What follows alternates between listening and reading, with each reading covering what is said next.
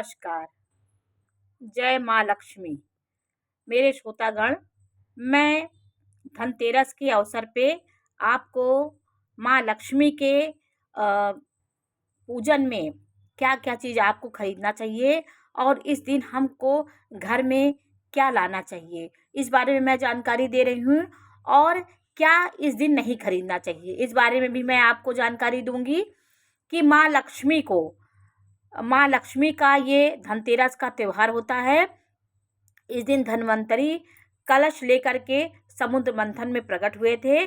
तो धन्वंतरी के प्रकट होने की खुशी में ये धनतेरस का दिन मनाया जाता है। तो धन धान से भरे हुए धन्वंतरी प्रकट हुए थे। वो अपने हाथ में अमृत कलश लेकर के प्रकट हुए। तो इसमें पात्र का बर्तनों का लेने का इसीलिए विधान बताया गया है। ये त्योहार माँ लक्ष्मी को समर्पित होता है। धन धान्य की देवी माँ लक्ष्मी का इस दिन जितनी भी चीज़ हम वस्तुएं खरीदेंगे वो हमारे उसका महत्व बढ़ जाता है। इसलिए इस दिन हम प्रॉपर्टी खरीदते हैं, भूमि भवन वाहन जो भी हम खरीदना चाहें, इस दिन को सबसे उत्तम खरीदारी के लिए माना गया है।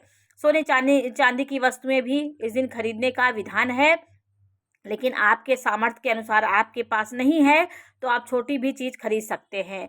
इस दिन माँ लक्ष्मी के दिन ये धन्वंतरी के त्यौहार में, ये धनतेरस के दिन काले वस्त्र नहीं खरीदने चाहिए। आपको कोई वस्त्र खरीदिए, लेकिन काला वस्त्र इस दिन नहीं खरीदना चाहिए।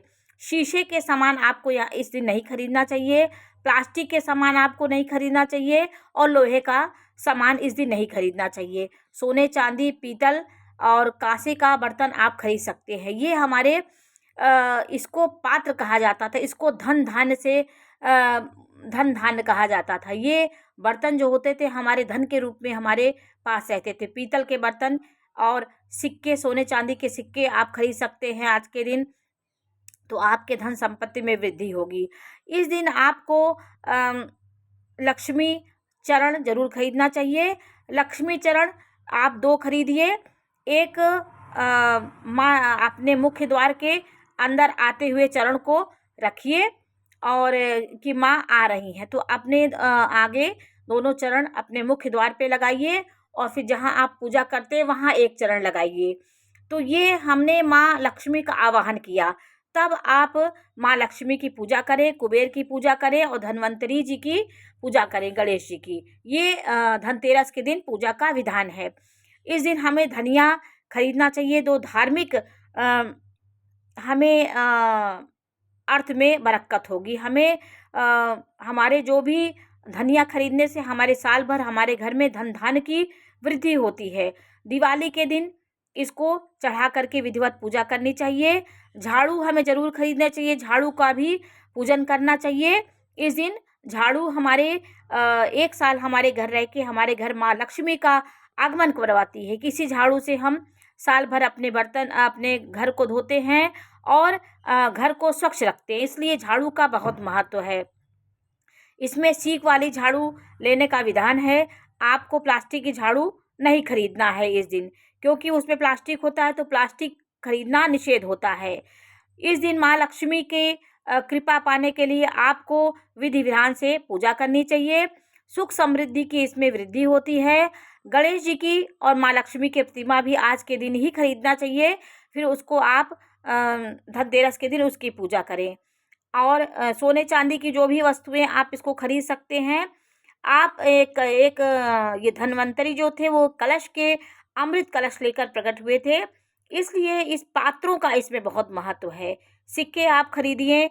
इसमें पान के पत्ते आप अपने घर ले आइए। माँ लक्ष्मी की पान के पत्ते बहुत प्रिय हैं। माँ लक्ष्मी को पान के पत्ते से पूजा करिए, उनके चढ़ाइए उनको। लाल फूल, कमल का फूल मिल जाए तो बहुत अच्छी बात है। बतासा चढ़ाइए। लावा जिसको खील बोलते हैं उसको भी आप खरीद के ला सकते हैं। नया खरीदिए चाहिए, शुभ शुभ होता है।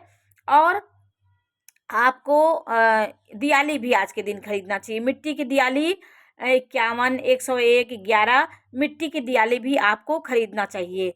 और यम दीपक जब आप जलाते हैं तो आप दक्षिण दिशा में यम दीपक को ज़रूर जलाइए। यम दीपक जलाने से ये यमराज की पूजा होती है। जो हमारे जीवन में दुर्घटनाएं होती हैं, समस्याएं आती हैं, अकाल मृत्यु होती है, तो यम दीपक जब आप जलाएंगे तो यमराज हमारी रक्षा करेंगे। तो यम के नाम से चौमुखी दीपक निकाला जाता है, जिससे हमारे जीवन में इसका प्रभाव बना रहता है और हमारे जीवन में इसका बहुत महत्व होता है। तो सुख समृद्धि के लिए हम इनकी पूजा करते हैं। तो आज मैंने आपको माँ लक्ष्मी के और कुबेर जी की पूजा करने के बारे में जानकारी दी, और क्या आपको नहीं खरीदना चाहिए, क्या खरीदना चाहिए, इस बारे में मैंने जानकारी दी। ये जानकारी आपको कैसी लगी हमें अवश्य बताइए। चैनल को लाइक करिए, सब्सक्राइब करिए। मैं इसी प्रकार की जानकारी देती रहूँगी। नमस्कार।